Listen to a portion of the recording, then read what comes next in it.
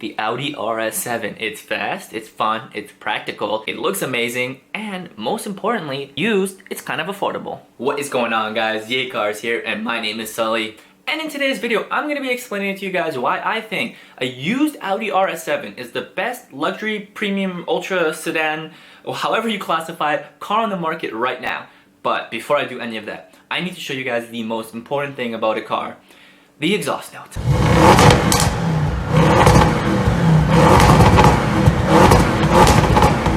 Anytime I watch an exhaust video, I get a little sad because eventually manufacturers are gonna slowly phase these out, and all we're gonna get is like hybrid electric vehicles. Not that they don't sound good, but nothing beats the sound of the V8, except for V10 and V12. So the RS7 is really popular among car enthusiasts, and there's a lot of reasons as to why. One of the reasons is that it's the perfect one-car garage. It has the practicality of an S4, it has almost the performance of an R8. It has a lot of cargo space. I mean, look at that rear hatch. You can fit so much stuff in there. And the other thing is that it looks absolutely fantastic. I mean, it's not overstyled, it's not obnoxious, it has that really nice front grille. And if you spec it with Nardo Gray, which is my personal favorite color, it looks absolutely stunning. And the last reason is that it's kind of a sleeper car. If you're not into Audis and you don't really care that much about cars, you see an RS7 and you're like, hey, that's a pretty nice car. But if you're someone who's into cars, you're like, wow, that's a really nice car. So let's talk performance. The RS7 actually comes in two variants. You have the normal RS7 and the RS7 Performance. And obviously the RS7 Performance has a little bit of a bump in horsepower, and you get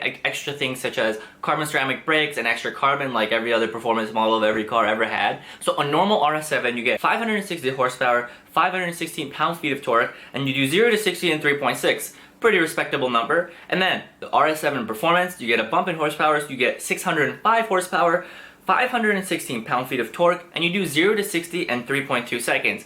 Now for a comparison, I'll give you the numbers of the R8.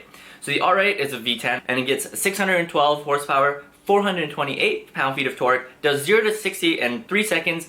So you can see that performance is really similar actually. The R8 is better track focus, it's a better handling car, but if you're looking at purely straight line performance, the RS7 and the R8 are not that different. So let's see how much these bad boys cost. And disclaimer, they're actually really expensive. So a normal RS7 brand new will run you around $115,000, and if you decide to upgrade to the RS7 Performance, brand new, it's going to be about $137,000 with options. So what's the difference between the two? Well, like I mentioned before, you have the carbon ceramics and the extra carbon, but you also get bigger wheels, you get Audi DRC, which is dynamic ride control. The super short version of DRC is basically, it's Audi's adaptive suspension that lets you corner better and reduces body roll as you're driving. The used market on these cars is a completely different story. These cars go from unattainable and unaffordable to actually pretty reasonable, considering how much they were when they were brand new. So I actually have the numbers here. So what I did, I went on Auto Trader and I tried to like average 2015 to 2017 RS7 normal and non-performance, and this is what I found. So I saw that the 2015s were around $63,000 on average, and they had 43,000 miles on them. 2016 were only $64,000 on average, and I had 35,000 miles on them, which is like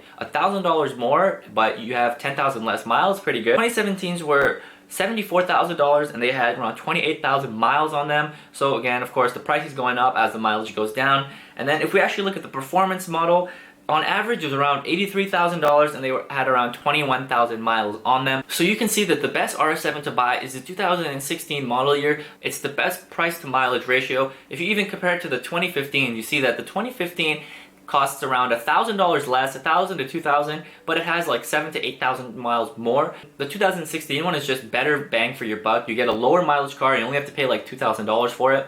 And then another good comparison to make is the 2017 versus the 2017 Performance. We see that the Performance one is only around $7,000 to like maybe $10,000 more than the non-Performance, but of course you get those upgraded stuff. One thing is that these will hold value a little bit better, and then the other interesting point to make is that the brakes.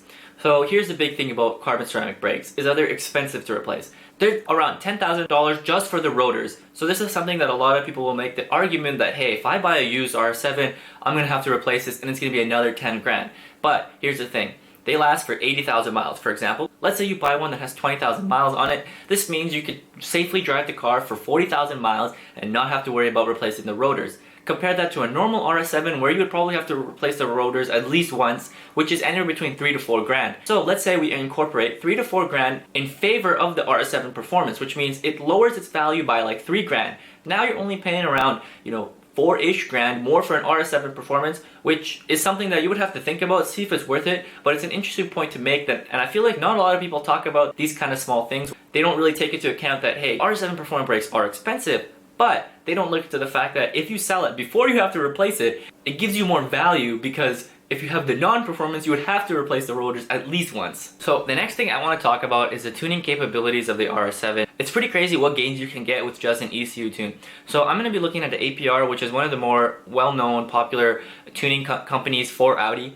And they claim you can get anywhere between 90 to 160 horsepower and anywhere between 134 to 223 pound-feet of torque, and the range is based on the kind of octane you put. So if you put 100 octane, you'll get the highest numbers that I mentioned, and if you put 91, you'll get the lowest numbers I mentioned. Something to know though, you're going to avoid your warranty. So maybe find an external warranty that covers it if your turbos blow. Hey, I don't know, don't blame me, but this tuning capability in this car is insane. And then if we go for stage 2 APR, it's even more. So 122 to 203 horsepower and 181 to 273 pound-feet of torque for an APR Stage 2. And now I'm going to play a video of a tuned RS7 from APR doing like a 10.35 quarter mile, which is crazy fast, like Lamborghini fast.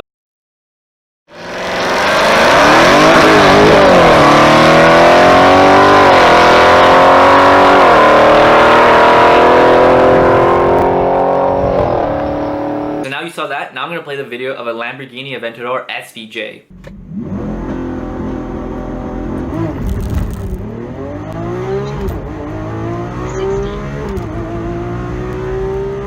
We got it, here we go! Yeah, it's the same. So you can tune your RS7 and you can get the same straight line performance as an Aventador SVJ for like what, an eighth of the price? That just goes to show how capable this car is and how great its launch control is. This car is really hard to beat, especially if you tune it. 99.99% of the cars on the road will not be able to even touch this car. The last thing I'm going to go over is the competition, and I'm just going to quickly gloss over this. I wanted this video to be entirely about the RS7.